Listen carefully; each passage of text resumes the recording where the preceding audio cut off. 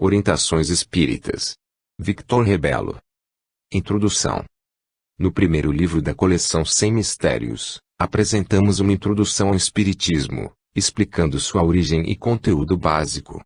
Na segunda edição, fizemos um estudo mais específico sobre a mediunidade, fenômeno que serviu de base para a codificação da doutrina espírita. Nesta edição, apresentamos algumas mensagens de escritores espíritas, que a partir do Espiritismo, orientam-nos sobre delicadas questões que tocam a humanidade. São opiniões particulares, porém, fundamentadas nos ensinamentos espíritas. O Espiritismo, por sua vez, tem como base a análise científica dos fatos e o raciocínio lógico, ou a fé raciocinada. O Espiritismo não se resume aos fenômenos mediúnicos. Não podemos ficar presos apenas nas manifestações espíritas, precisamos conhecer, estudar, e mais ainda, vivenciar os ensinamentos passados pelos espíritos através das obras básicas a Kardec, e por médiuns sérios e confiáveis, como Chico Xavier. Se não procurarmos conhecer a fundo os ensinamentos espíritas e apenas ficarmos admirados com os fenômenos, agiremos como um homem sedento que encontrou um copo de cristal cheio de água, mas morreu de sede por se demorar admirando a beleza do copo. A mediunidade, trabalhada com princípios elevados e altruístas, é como um belo cristal a refletir a sabedoria divina.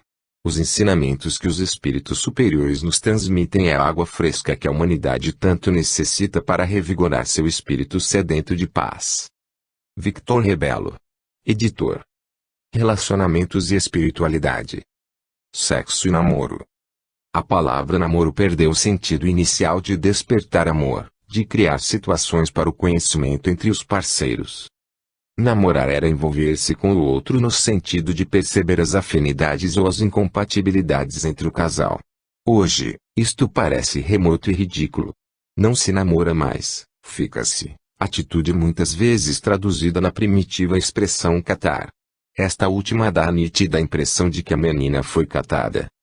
Com o Espiritismo, sabemos que estamos na Terra para o progresso espiritual. Todas as oportunidades da vida material devem ser, pois, consciencialmente transformadas em degraus evolutivos. Assim, nossa vida afetiva, especialmente, é ponto crucial para esse objetivo. Com Kardec, aprendemos que a poligamia significa atraso moral, pois o poligâmico preocupa-se apenas consigo mesmo, desrespeitando o sentimento de sua parceira. E a vitória do orgulho e do egoísmo, que aí encontram mais um estímulo para se cristalizarem no coração humano. Em contrapartida, a monogamia desperta no casal o estímulo para a construção da vida a dois e, ao longo dos tempos, superando as crises, as diferenças individuais, vai harmonizando-se, construindo um amor sereno e profundo que traz a felicidade pelo amadurecimento espiritual. O ato de ficar, que vai do simples beijo à relação sexual, nada mais é do que a banalização do desrespeito ao ser humano, que é usado e jogado fora como algo descartável, facilmente substituível. Troca-se de parceiro como quem troca de roupa, sem se deter sequer no tipo de sentimento que se provocou no outro. E nem em si mesmo. Os jovens não dão tempo para o jogo da conquista, para o despertar dos sentimentos antigos que vêm do passado remoto, de outras encarnações, quando se prometeram um ao outro. E depois choram por não encontrar um parceiro digno do seu amor. O ficar não apenas desestimula um relacionamento mais profundo como alimenta a infidelidade, que aumenta suas estatísticas nos casamentos. O jovem e o namoro. Muitos jovens se vangloriam de ter ficado com 4 ou 5 parceiros numa só noite. Não têm nenhuma ideia da necessidade de preservação de sua própria integridade moral, física e espiritual.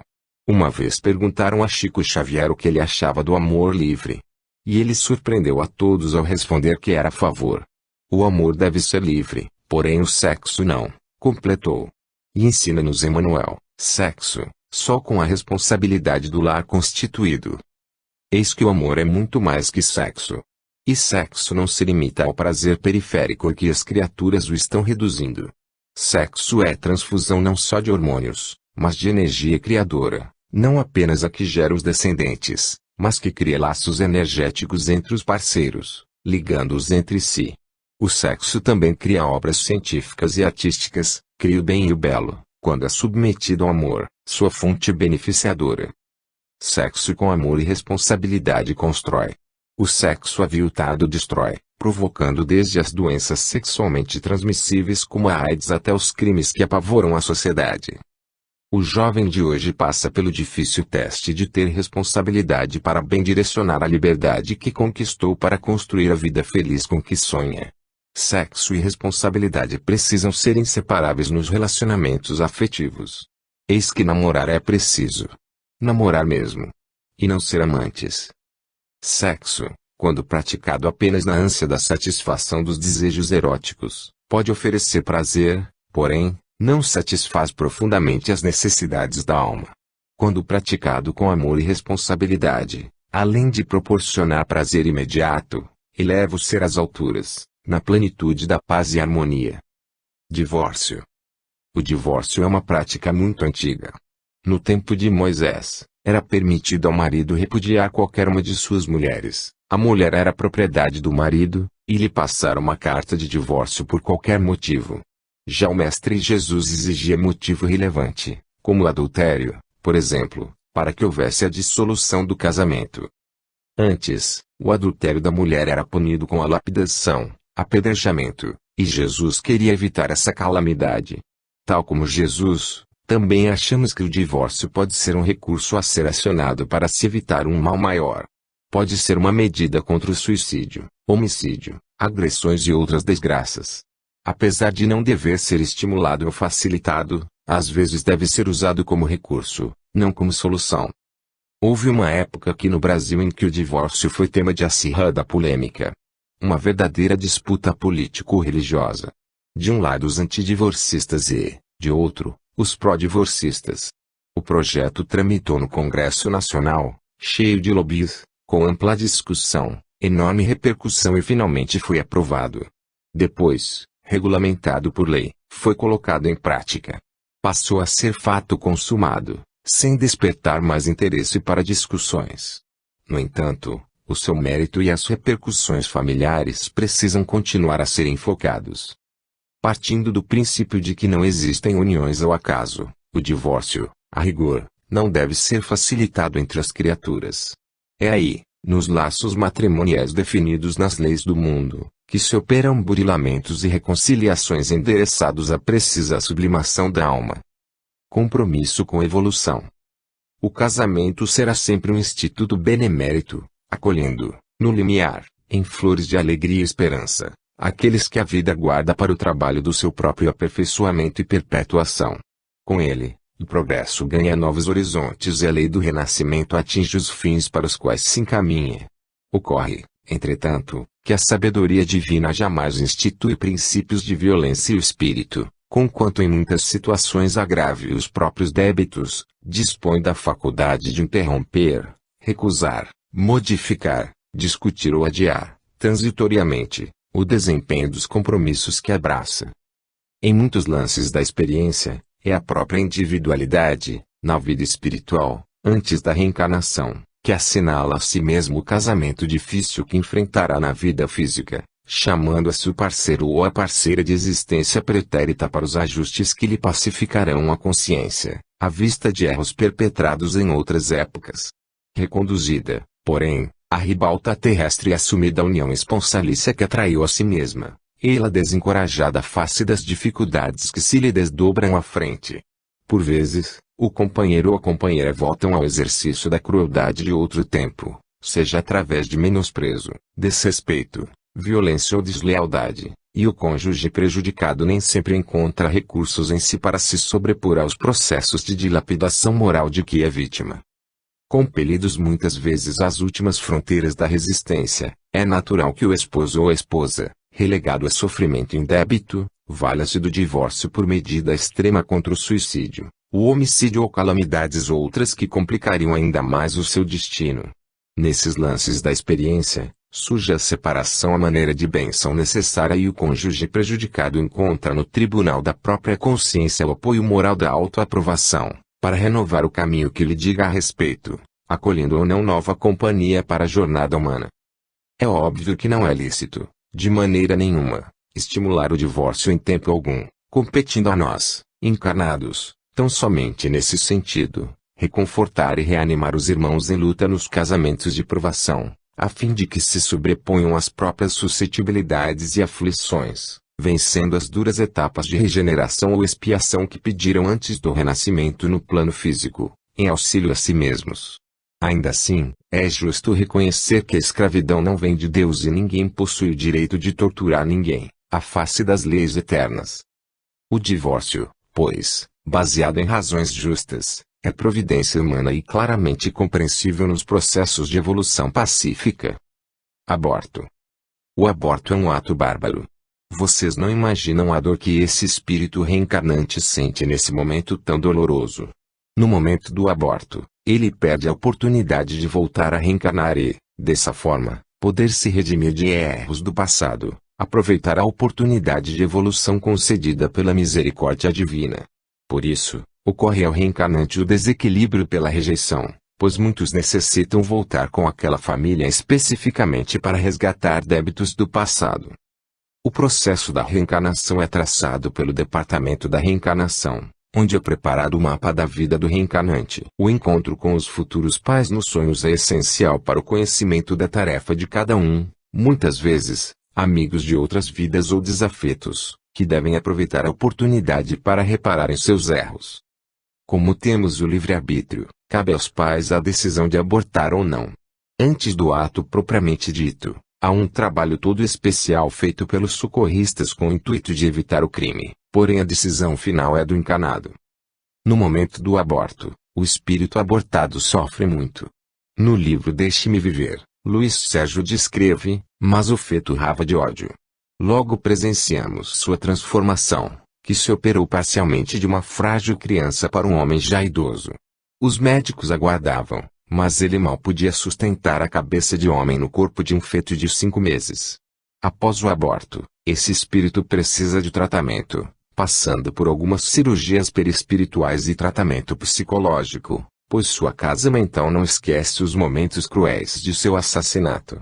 Esse tratamento é lento, pois não é fácil conscientizar o abortado de que o aborto é um ato físico e o espírito não deve ficar lembrando dos fatos tristes que passou. Em tratamento no plano espiritual, encontra-se metade bebê, metade adulto. Revoltados, uns choram, outros gritam palavrões, todos com muito ódio e rancor. Revolta e obsessão. Mas nem todos os abortados aceitam a ajuda dos socorristas e passam a obsediar os pais, os médicos e todos aqueles que, de uma forma ou de outra, tiveram alguma ligação com o aborto. Esses passam a ser obsediados tanto no plano físico quanto no espiritual. Os abortados colam-se aos seus assassinos para cobrar deles o direito de viver. Na obsessão, os corpos saem do nível e os abortados buscam as rodas energéticas, chakras, alimentando-se através delas. O espírito encarnado vai perdendo as forças, ficando à mercê dos vampiros. Existem o Vale da Revolta e o Vale do Aborto, para os quais diversos espíritos são atraídos pela vibração perispiritual. Não conseguimos calcular o horror deste lugar, onde vários espíritos são escravizados por outros mais fortes. Vamos descrever uma passagem do livro Deixe-me Viver. Envolto por 10 espíritos obsessores, vimos um aborteiro, que chamarei de Célio. Tentamos ajudá-lo, mas sua forma, que não podemos dizer humana, tal a deformação perispiritual, toda gelatinosa, arrastava-se pelo solo negro e viscoso, movendo-se com dificuldade, ainda mais por carregar junto a si seus verdugos, também muitos deles ainda na forma fetal, no ponto da interrupção da gravidez. Em Célio só havia a fisionomia sofredora, o resto de seu corpo não mais possuía a forma humana. Destacava-se nele o semblante sofredor. Mas parecia um verme, lutando para se livrar de seus verdugos, que lhe sugavam sem piedade. Célio me pareceu um enorme feto, tendo a cabeça humana deformada e, colado nele, suas vítimas. Assim como Célio, ali estavam vários outros aborteiros que contribuíram não só para retardar o plano de Deus para a reencarnação, como também prejudicaram seus próprios corpos. Mesmo nestes lugares, há um hospital para ajudar estes espíritos. A aura espiritual é que capta a luz do mais alto e uma mente ligada ao ódio não se alimenta de luz e, sim, de vibrações baixas. Neste momento, eles serão socorridos. O espírito que iria reencarnar e sofre o aborto provocado, pode se revoltar e ficar anos obsediando os pais. Ele sente a rejeição e sofre muito. Ainda que ele perdoe os pais, o aborto poderá causar sérios prejuízos nos corpos espiritual e físico da mãe. Homossexualidade. A questão 202 de O Livro dos Espíritos afirma, quando errante, o que prefere o espírito, encarnar no corpo de um homem ou de uma mulher. Isso pouco lhe importa. O que o guia na escolha são as provas por que haja de passar. Essa colocação da codificação demonstra a existência da bissexualidade psicológica do espírito, o que não identifica uma concordância com a vivência bissexual do ser enquanto encarnado no campo da genitalidade. Posteriormente, essa postura doutrinária encontraria confirmação nos estudos da psicanálise. Na Revista Espírita, Allan Kardec assim se expressa quanto às experiências sexuais do espírito em suas diversas encarnações, é com o mesmo objetivo que os espíritos encarnam nos diferentes sexos. Aquele que foi homem poderá renascer mulher e aquele que foi mulher poderá renascer homem, a fim de realizar os deveres de cada uma dessas posições e sofrer as provas. Pode acontecer que o espírito percorra uma série de existências no mesmo sexo, fazendo com que, durante muito tempo, possa conservar no estado de espírito o caráter de homem ou de mulher, cuja marca nele ficou impressa. Por meio da mediunidade de Chico Xavier, André Luiz assim esclarece, na essência, o sexo é a soma das qualidades passivas ou positivas do campo mental do ser. É natural que o espírito acentuadamente feminino se demore séculos e séculos nas linhas evolutivas da mulher e que o espírito marcadamente masculino se detenha por longo tempo nas experiências do homem. É essa condição de que o sexo seja mental, como bem esclarece a codificação e as obras secundárias, que pode explicar a questão da homossexualidade. Se o sexo não fosse mental, não haveria razão para a existência de tal condição, já que a morfologia do corpo não se superpõe aos poderes da mente, mas se sujeita às suas ordens. E essa estrutura psicológica na qual se erguem os destinos foi manipulada com os ingredientes do sexo através de milhares de reencarnações, conforme afirma Emmanuel pela psicografia de Chico Xavier. As causas morais.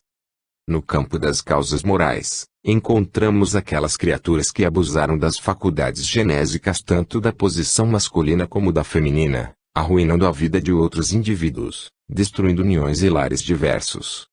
Elas são induzidas a procurar uma nova posição ao reencarnarem, em corpos físicos opostos às suas estruturas psicológicas, a fim de que possam aprender, em regime de prisão, a reajustar em seus próprios sentimentos.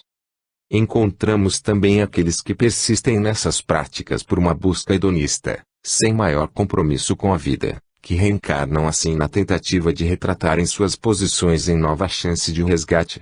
São espíritos rebeldes, pertinazes em seus erros, que encontram na questão da inversão sexual uma oportunidade para o refazimento de suas vidas, na qual a lei divina lhes coloca diante de situações semelhantes ao passado de faltas, cobrando-lhes posturas mais éticas perante si e o outro. Causas educacionais. As causas educacionais podem ser agrupadas em atávicas e atuais. A atávica é resultado de vivências repetitivas dos espíritos em culturas e comunidades onde a prática homossexual seria aceita e até estimulada, como na Grécia Antiga e em certas tribos indígenas, ou nas sociedades culturais e religiosas que segregavam ou segregam seus membros, facilitando esse comportamento nas criaturas. Assim, ao reencarnar em um local onde o homossexualismo não fosse mais aceito como prática livre, esbarrariam em sua condição viciosa. Já dentro das atuais, temos aquelas causas advindas dos defeitos de educação nos lares, onde o comprometimento dos afetos já estaria presente anteriormente, em que as paixões deterioradas do passado tendem a levar pais e parentes ascendentes a estimularem posturas psicológicas e sexuais inversas ao seu estado físico e em seus descendentes, sem que necessariamente ocorressem comportamentos ostensivamente incestuosos. Encontramos também os casos de pais contrariados em seus desejos quanto ao sexo do rebento, levando a uma condição inversal de seu sexo físico ou aqueles dos quais a entidade reencarnante, ao perceber esse desejo inconsciente dos pais, busca se adaptar patologicamente a essa situação durante o processo da gestação. Outra causa está na presença de segmentos atuais da sociedade e da cultura estimulando esse tipo de conduta, quando uma linguagem mais política e sem qualquer comprometimento ético, através dos vários meios de comunicação de massa, estimula e condiciona as criaturas a acreditarem que essas vivências seriam uma postura natural, dependendo unicamente da escolha realizada pelo indivíduo. Esse posicionamento vai de encontro a uma visão social mais ampla, que continua atribuindo ao homossexualismo uma condição de marginalidade, mantendo um processo de segregação social e associando a ele outras posturas marginalizadas, como o abuso das drogas e a prostituição, agravando ainda mais a situação daqueles que optaram por esse caminho sexual. Causas obsessivas. Entre esse tipo de causa, podemos citar os casos em que parceiros do passado delituoso, em processos homossexuais ou vivências heterossexuais pervertidas, reencontram-se em condição de ódio ou paixão doentia, estimulando uma postura homossexual no encanado com o objetivo de atender o desencanado em seus anseios viciosos ou de levar sua vítima para uma situação constrangedora e de intenso sofrimento. Esses desencanados poderiam estar em uma condição mental de homossexualidade ou não, induzindo o encanado em um projeto de total desestruturação íntima e social. O processo obsessivo não precisa necessariamente ter sua origem em uma encarnação anterior. Ocorre que, nos casos de uma obsessão atual, os parceiros da vivência patológica participam de opções de vida viciosas, onde geralmente o encarnado invigilante busca posições mentais sexualmente pervertidas ou locais nos quais esses comportamentos são socialmente aceitos, condicionando-se a essas práticas. Uma outra situação possível, oriunda de um processo obsessivo, seria aquela na qual um espírito obsediando um encarnado em posição sexual inversa à sua, enfermado por uma interação intensa e duradoura, passa a sentir prazer sexual semelhante à sua vítima, pervertendo-se nesse campo e se condicionando a uma vivência homossexual em uma próxima encarnação. Nesses casos, a situação obsessiva teria existido em uma encarnação anterior e a homossexualidade seria a desdita daquele que teria sido algoz naquela vivência. Seria o famoso caso em que o tiro saiu pela culatra. Dramas familiares. Para compreendermos as dificuldades ocorridas na família, é preciso ampliarmos a visão de família e raciocinarmos acerca da natureza do espírito, bem como da lógica e do propósito da reencarnação. Antes de qualquer coisa, é necessário nos situarmos em que tipo de planeta estamos.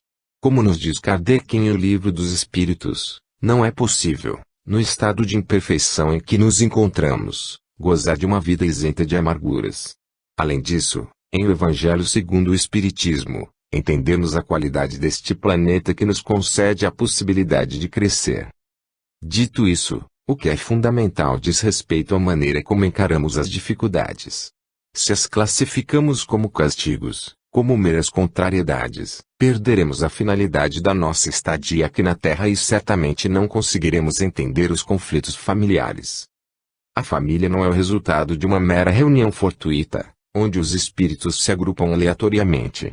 Antes de nascermos, escolhemos nossas provas de acordo com as nossas faltas, segundo o Livro dos Espíritos. Sendo assim, podemos nos reunir num grupo familiar por simpatia ou por comprometimentos anteriores que o nosso livre-arbítrio contraiu. Neste contexto, a família tende a uma finalidade clara que é conceder um grupo de espíritos a oportunidade de ajustamento recíproco, lembrando que a reconciliação, o encontro entre espíritos que se prejudicaram outrora, não representa apenas um sinal de evolução individual, mas, ao se ajustarem, dois seres ou mais concorrem para o crescimento e o equilíbrio do próprio planeta. As dificuldades em família representam a oportunidade de combatermos gradativamente o egoísmo, mas para isso é preciso enxergar o grupo familiar na acepção espírita do termo. O Espiritismo traz à tona a lógica reencarnatória como o único recurso possível de transformarmos o que era nocivo em algo saudável. Como amar um ser a quem votamos antipatia e desprezo, por exemplo, no intervalo curto de tempo, como se fosse um processo mágico. Energeticamente, os fluidos que emitimos na direção daqueles que não simpatizamos são muito densos e, para serem transformados, há a necessidade de que a sabedoria das leis divinas atue através do tempo. No fundo, problemas são o resultado da significação particular que damos aos acontecimentos da vida. Kardec, após a pergunta 852 de O Livro dos Espíritos, coloca: as ideias exatas ou falsas que fazemos das coisas nos levam a ser bem ou mal sucedidos, de acordo com o nosso caráter e a nossa posição social. Achamos mais simples e menos humilhante para o nosso amor próprio atribuir antes à sorte ou ao destino os insucessos que experimentamos do que a nossa própria falta. Muitas vezes, a família tende a uma finalidade clara, que é conceder um grupo de espíritos a oportunidade de ajustamento recíproco, de reconciliação, o encontro entre espíritos que se prejudicaram em outras vidas. É a grande oportunidade de transformar laços de ódio em amor. Crianças superdotadas. Os homens ficam maravilhados com a precocidade de certas crianças e não atinam com a procedência do fenômeno. Porém, no dia em que se lembrarem de que somente de uma causa inteligente pode vir um efeito inteligente, que é o espírito, resolverão o problema. E unicamente a reencarnação dos espíritos dará resposta aos inúmeros casos de inteligência precoce. A doutrina das vidas sucessivas, ensinada pelos povos antigos e confirmada pelos espíritos, somente ela explicará o porquê desse conhecimento incomum em crianças que não tiveram tempo de aprender nesta existência. O homem é mais do que um corpo ambulante, é um espírito velho que teve diversas vidas nos outros mundos ou aqui mesmo na Terra, lutando e aprendendo, caminhando sempre na estrada evolutiva em busca do progresso libertador e da felicidade reservada aos que perseveram no bem até o fim. Esses casos de crianças prodígio, noticiados de tempos em tempos em vários lugares, vêm sempre para manter a alma humana imersa no fogo sagrado da fé em sua imortalidade.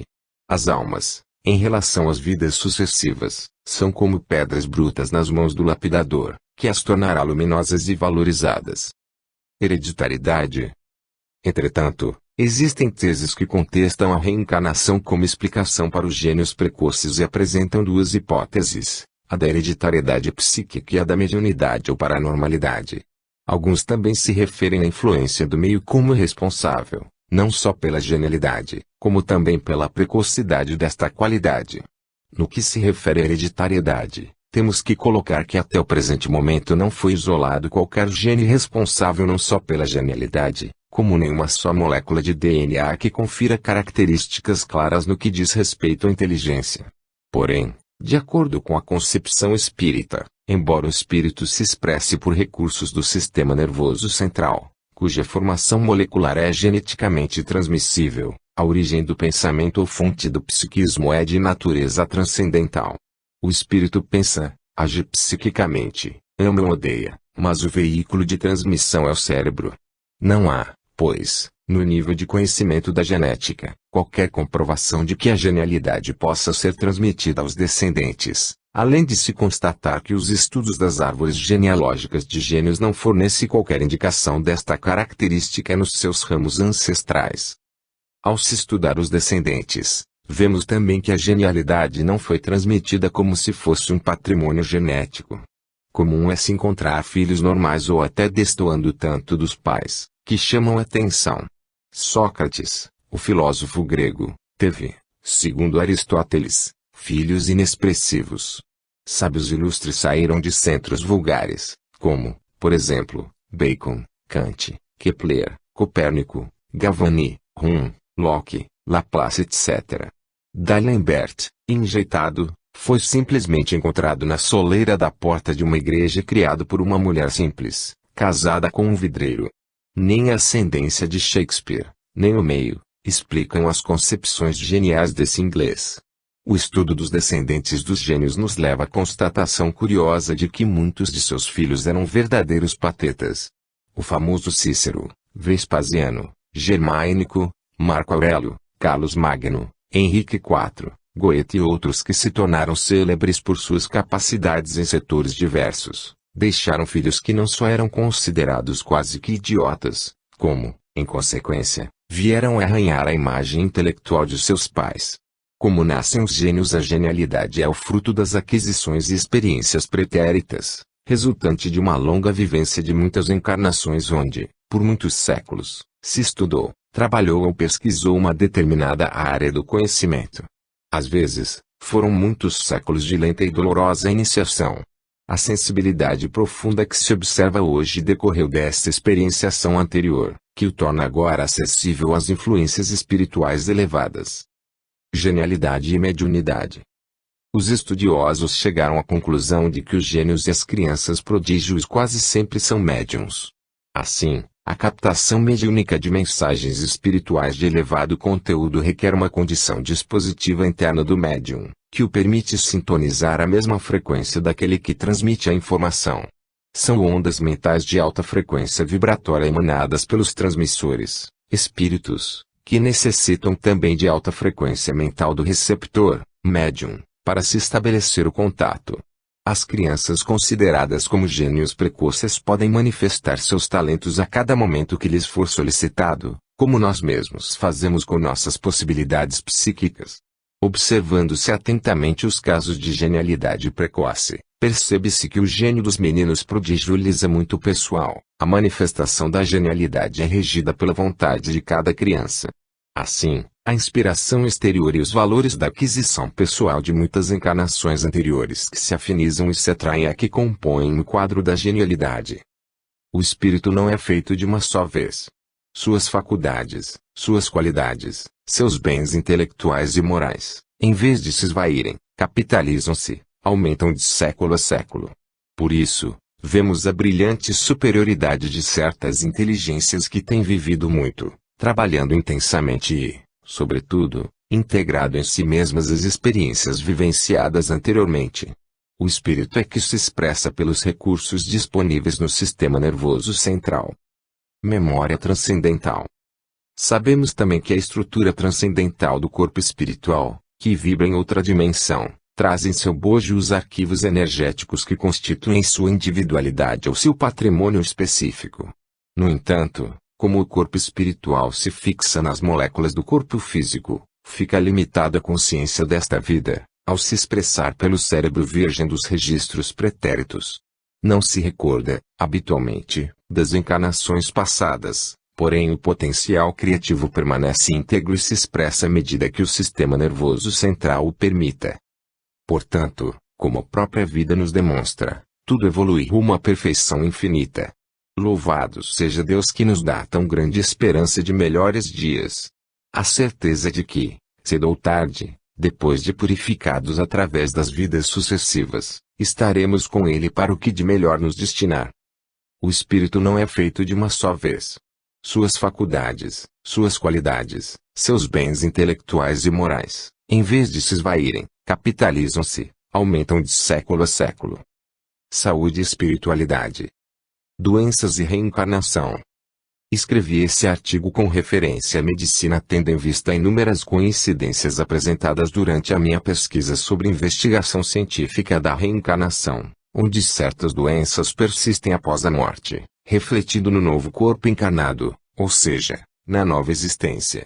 O Dr. Ian Stevenson, médico psiquiatra norte-americano, registrou inúmeros casos de birthmarks, ou seja, marcas de nascenças.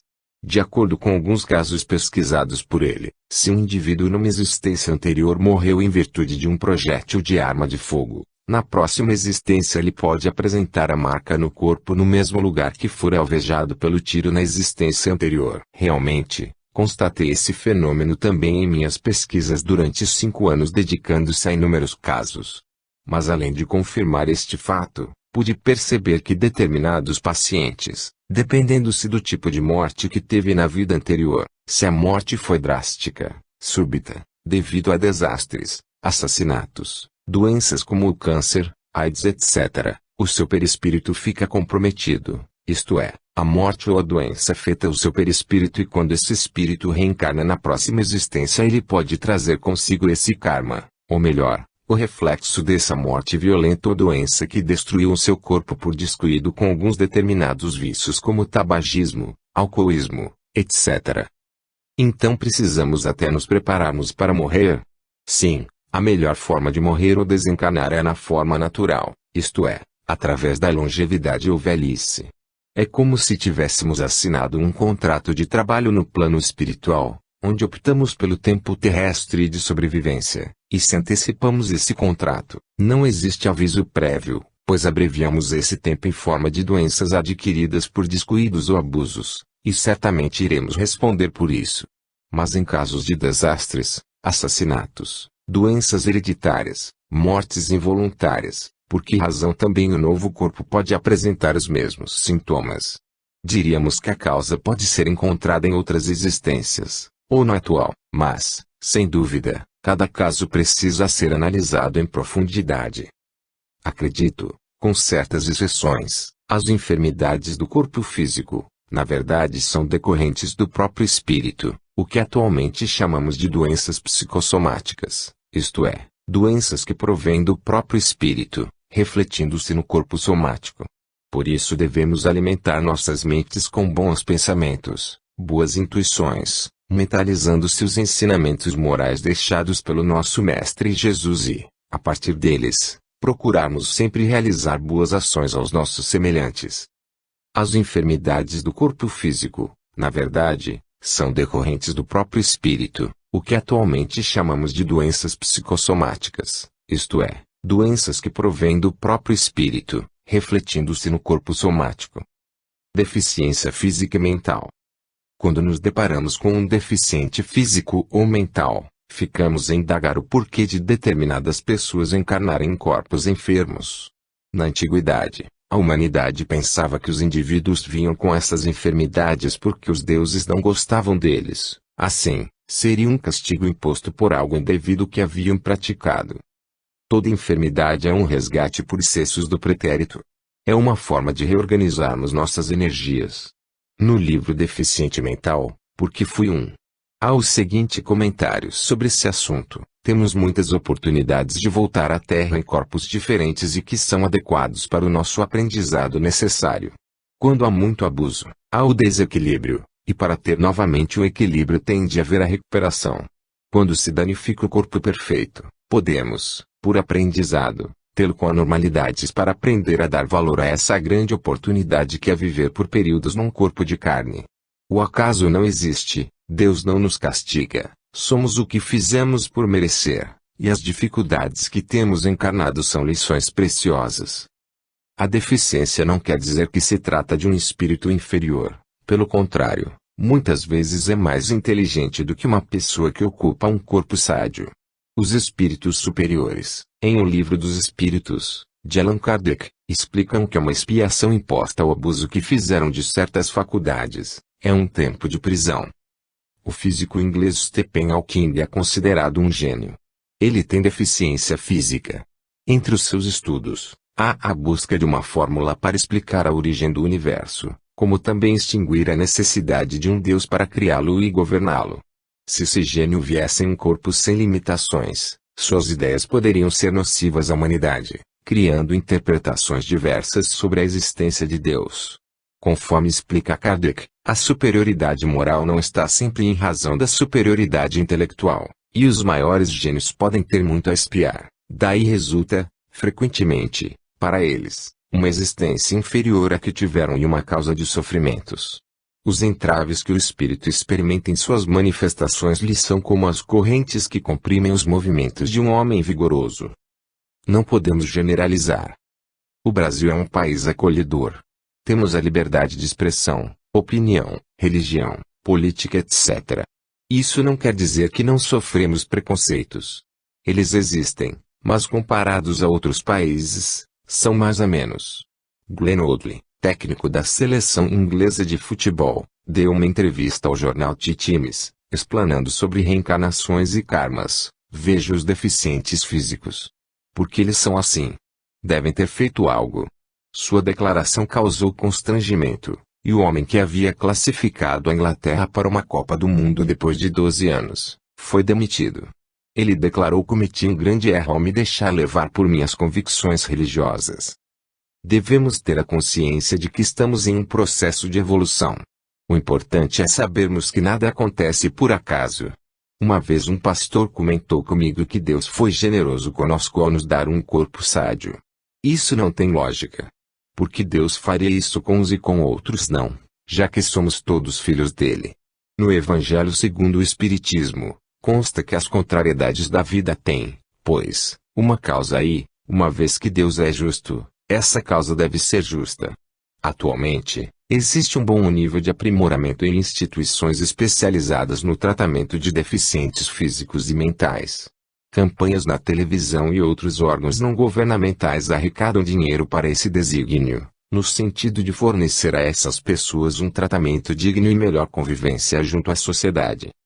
A família tem um papel primoroso nessa relação com o ente enfermiço. Primeiro, por se tratar de uma expiação em conjunto, os pais têm este resgate a fazer junto ao filho. Segundo, porque se não houver esse carinho, amor e paciência, o deficiente terá muitas dificuldades na sua reabilitação, aprendizado e convivência. Afinal, o amor é imprescindível em qualquer situação de existência, independente de qual seja o nosso problema. Todos nós precisamos de carinho e, principalmente, dar carinho. O Centro Espírita também tem sua eficácia nesse tratamento, por meio da aplicação de passes, que é uma transfusão de energias fisiopsíquicas. Há palestras com conteúdo moral e a desobsessão, pois em alguns casos, a obsessão está aliada à expiação, ou seja, além da deficiência, há inimigos agindo simultaneamente, devido aos gravames do passado. A revolta e as palavras duras proferidas contra Deus não são providenciais, pelo contrário, serão prejudiciais, pois irão criar uma atmosfera psíquica de baixa sintonia que facilitará o contato obsessivo. Por isso, devemos nos manter sempre em oração, agradecendo a Deus pela vida e pela reencarnação, que nos proporciona momentos especiais para o nosso aprendizado, aprimoramento e evolução. Ao passar por essa expiação, o espírito estará mais tranquilo e refeito dos entraves do pretérito. Não podemos nos preocupar com o que provocou a enfermidade, mas em plantar bons frutos para colher no futuro. A caridade e as boas obras serão nosso plantio. E lembre-se de que é preciso ter sempre muita fé e perseverança, pois sem elas você jamais conseguirá vencer os obstáculos da vida. A família tem um papel primoroso nessa relação com o ente enfermiço. Primeiro, porque normalmente se trata de uma expiação em conjunto, os pais têm este resgate a fazer junto ao filho. Segundo, porque se não houver esse carinho, amor e paciência, o deficiente terá muitas dificuldades na sua reabilitação. Epilepsia. A epilepsia pode se originar desde uma lesão na cabeça como de um parto por fórceps. O uso abusivo de álcool e drogas, além de outras doenças neurológicas, também podem gerar a doença. Na maioria dos casos, entretanto, desconhece-se as causas do que lhe dão origem. Muitas vezes, o paciente tem as convulsões e os exames realizados dão resultados normais. Divaldo Pereira Franco, no livro Grilhões Partidos, afirma que mesmo nesses casos, temos que levar em conta os fatores kármicos incidentes para imporem ao devedor o precioso reajuste com as leis divinas, utilizando-se do recurso da enfermidade e resgate, expiação purgadora de elevado benefício para todos nós. Vale ressaltar que a medicina terrestre evoluiu, não só porque conta com a cirurgia, que é usada quando o resultado da medicação não foi satisfatório e o médico avalia as possibilidades de sucesso cirúrgico, mas porque os médicos têm se preocupado em adaptar o paciente à vida social e familiar, além da reabilitação aos estudos. Muitas vezes, envolvem vários profissionais de diversas áreas, como psicólogos, terapeutas etc., elucidando o paciente e sua família sobre a importância do uso dos remédios e o apoio dos pais nesta caminhada. Estes, inclusive, com receio das crises epilépticas, acabam dando uma superproteção ao filho, temendo que ele se machuque. Essa proteção é normal, mas deixa o epiléptico dependente dos genitores, tornando uma criança isolada e fechada. Algumas pessoas, sem o devido conhecimento, alegam que a epilepsia é uma mediunidade que deve se desenvolver. Porém, conforme afirma Divaldo Pereira Franco e Grilhões Partidos, vale ressaltar que não desconhecemos que toda enfermidade procede do espírito endividado, sendo a terapêutica espiritista de relevante valia. Porém, convém considerar que, antes de qualquer esforço externo, há que se predispor o paciente à renovação íntima intransferível, ao esclarecimento, à educação espiritual, a fim de que se conscientize das responsabilidades que lhe dizem respeito, dando início ao tratamento que melhor lhe convém, partindo de dentro para fora. Posteriormente só então, far-se-á lícito que participe dos labores significativos do ministério mediúnico, na qualidade de observador, cooperador e instrumento, se for o caso. Existem processos perniciosos de obsessão que fazem lembrar um ataque epiléptico devido à igualdade da manifestação. Também com uma gravidade séria, ainda conforme as palavras de Divaldo, ocorrência mais comum se dá quando o epiléptico sofre a carga obsessiva simultaneamente, graças aos gravames do passado, em que sua antiga vítima se investe da posição de cobrador, complicando-lhe a enfermidade, então com caráter misto. Independentemente do fato do epiléptico estar sob um processo obsessivo ou não, é importante a frequência ao centro espírita para a reforma íntima e para receber aplicação de passes, que é uma transfusão de energias fisiopsíquicas. Porém, mesmo com o tratamento espiritual, o epiléptico deve manter controle com a medicina terrestre, com aplicação de anticonvulsivos, pois cada caso é um caso. Depressão. A depressão tem várias faces. Do ponto de vista humanístico, o amor, desde a infância, é fator primordial e começa dentro da família. Se há uma relação sincera entre os parceiros, a criança vai crescer dentro de um lar estruturado, mesmo com todas as dificuldades naturais de uma relação humana. O indivíduo aprende desde cedo a lidar com a insatisfação, com as crises, com o respeito, amizade, desprendimento e outros aspectos importantes nos relacionamentos. Muitas vezes, se a pessoa está com autoestima baixa, sem autoconfiança, desanimada, desinteressada, sem prazer na vida e sente que alguém se interessa por ela, sua imunidade melhora muito. O ser humano precisa se sentir reconhecido. Sem isso, começa a sentir uma sensação de vazio e angústia. O deprimido tem equívocos em relação ao que pensa sobre si mesmo. O indivíduo não se conforma com aquilo que está podendo ser e o que gostaria de se tornar. Do ponto de vista médico, a depressão é uma falta de neurotransmissores no cérebro, que necessita de medicamento, ou seja, de um controle químico. Pelo ângulo espiritual, a culpa, o remorso, a mágoa e o ressentimento levam a pessoa a estados depressivos, podendo causar o desenvolvimento de doenças psicossomáticas e até mesmo câncer.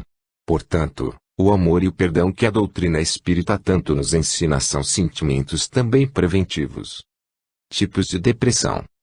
Na depressão primária, o indivíduo nasce com falta de neurotransmissores e, com doses de remédio e amor, a depressão pode ser evitada. Lembramos também que a depressão recebe os fatores genéticos. Estudos com irmãos gêmeos comprovam o fato. Na secundária, há fatores que podem desencadear a depressão, como alguns medicamentos que afetam o humor, períodos pós-cirurgia, pós-parto, pré-menstruais, menopausa, entre outros. O que fazer? Primeiro, procurar um médico psiquiatra para que não sejam tomados remédios ministrados de forma errada. Cada paciente necessita de um antidepressivo específico. Se, além do remédio, da terapia, dos cuidados com o sono, com a alimentação e das relações, o deprimido fizer um tratamento espiritual com passes magnéticos, água fluidificada e leitura do Evangelho, tanto melhor. O tratamento completo engloba o biológico, psicológico, social e espiritual. Prevenção. Se o fator genético for muito forte, pode-se evitar os fatores psicológicos e espirituais. Psicologicamente, podemos ensinar a criança a lidar com a falta das coisas e das pessoas, estabelecendo limites. Educar é frustrar, porque a vida na Terra possui perda, dor, sofrimento e inevitavelmente passaremos por situações assim. Se formos educados desde cedo a enfrentar as situações, estaremos mais bem equipados. Se a cada sofrimento os pais derem um presente, ou de certa forma, satisfizerem o princípio do prazer o tempo inteiro, estarão criando seres inseguros, rebeldes, que aprenderão a ver na matéria a solução para seus problemas. Ao contrário disso, devem ensinar o princípio do perdão, da verdade, sinceridade, respeito, lealdade, companheirismo e diálogo. A verdadeira prevenção está no autoconhecimento, no amor a si mesmo e ao próximo, tendo consciência de que os seres humanos são como são, e não da forma como gostaríamos que fossem. Só conseguimos compreender o outro, quando nos compreendemos, aprendendo a aceitar, a lidar com a insatisfação. Não há como prevenir depressão se não passarmos por nós mesmos. Deus está dentro de nós, então agradeça a Ele pela vida. Quando o temporal passa, surge um lindo sol. Câncer. O câncer não é mais esse pavor que é transmitido às pessoas, não há mais motivo para isso. Atualmente, o câncer é curável em 50% dos casos, mas falta preveni-lo e curá-lo em maior proporção.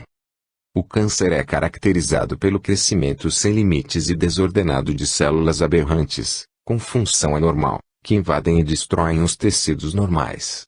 Leva ao óbito pela invasão destrutiva de órgãos normais, por extensão ou por disseminação à distância, metástase, através do sangue ou linfa. Essas células, em divisão rápida, consomem muita energia em relação ao restante do corpo físico. E porque essas células podem produzir substâncias que são lesivas ao corpo, formando metástase, em alguns casos, gerando outros focos em diferentes regiões do corpo. O câncer é uma doença genética. A princípio, poderíamos afirmar que já nascemos com alguma alteração no DNA, propiciando a ocorrência do tumor. O DNA possui sua função, mas se houver uma modificação em um de seus genes, esta mutação começa a produzir proteínas diferentes, embora o câncer não seja provocado por uma mutação apenas. Nós podemos, então, nascer predisposto ao câncer kármico, mas não desenvolvê-lo. São necessárias diversas mutações em sequência, da célula, para que gerem lesões estruturais suficientes para causarem uma desregularização no mecanismo de crescimento multiplicativo. A ação dos agentes cancerígenos provoca mutações, tornando as células geneticamente preparadas predispostas, mas ainda não cancerígenas. Para que essas células se transformem em cancerígenas, é preciso que ocorram mais mutações, e para tanto, é preciso nos expormos a fatores mutagênicos. As transformações genéticas mínimas acontecem frequentemente, mas são corrigidas pelos mecanismos de reparo do próprio DNA, para que não venhamos a desenvolver câncer em uma frequência maior. Esses mecanismos de correção estão ligados diretamente à ação mental, pensamento. Além disso, aos fatores comprometedores, desencadeantes, tais como tabaco, álcool, agentes infecciosos como o vírus da hepatite B, HIV, HPV, etc., susceptibilidade genética. O indivíduo nasce com células predispostas ao desenvolvimento, porém isso só ocorre se houver uma soma de fatores mutagênicos, influências das emoções, de fatores ambientais e idade. A afirmativa do ponto de vista médico diz que as emoções não provocam câncer, mas o conhecimento espírita nos ensina que a questão básica de tudo é a mente. O pensamento equilibrado é que vai equilibrar, a princípio, os mecanismos imunológicos. Já o remorso e a culpa, ao contrário, geram disfunção celular. Quando erramos, a culpa se instala no corpo mental. Portanto, o câncer pode ser o karma do prejuízo ao próximo ou da automutilação. Entendendo melhor, o erro constatado pelo corpo mental é transferido para o corpo astral, perispírito, semelhante ao corpo físico e controlado pelo pensamento. Portanto, a mutação inicial ocorre no corpo astral e se transfere para o núcleo da célula física. O tumor se instala na região usada para o erro, ou que lembra as pessoas ou situações envolvidas.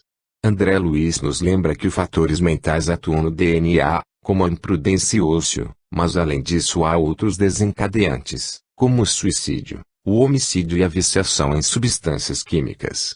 Essas são situações que levam o indivíduo a um desequilíbrio vibratório tão grande do perispírito, que não consegue formar um corpo físico adequado. Concluímos desta forma que a mutação inicial se deve aos pensamentos e atitudes incorretas.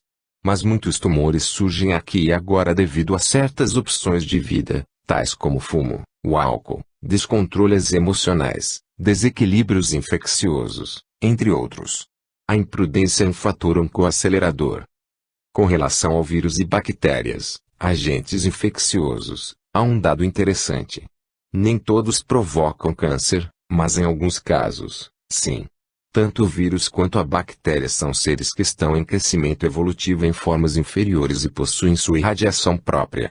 As infecções seguem o mecanismo de sintonia.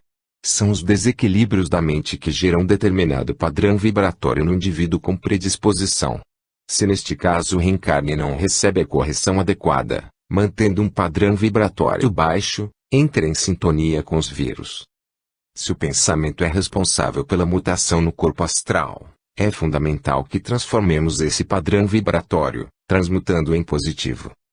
A emoção também é uma outra questão importante, porque não é possível um pensamento chegar ao corpo físico sem passar pelo corpo astral, que é o campo das emoções. Qualquer pensamento nosso vai ter uma carga de emoção. E quando a emoção é capaz de lesar o corpo, quando sentimos uma mágoa ou um ódio por um tempo prolongado, isso tem um efeito semelhante ao do pensamento. Além disso, as emoções negativas promovem alterações também nos mecanismos de defesa do organismo. Portanto, emoção e pensamento são fatores ontogênicos, daí a importância de se vigiar o mundo interior, orai e vigiai. Do ponto de vista médico, podemos dizer que é fundamental no tratamento do paciente oncológico como método coadjuvante, a participação de uma equipe de saúde mental.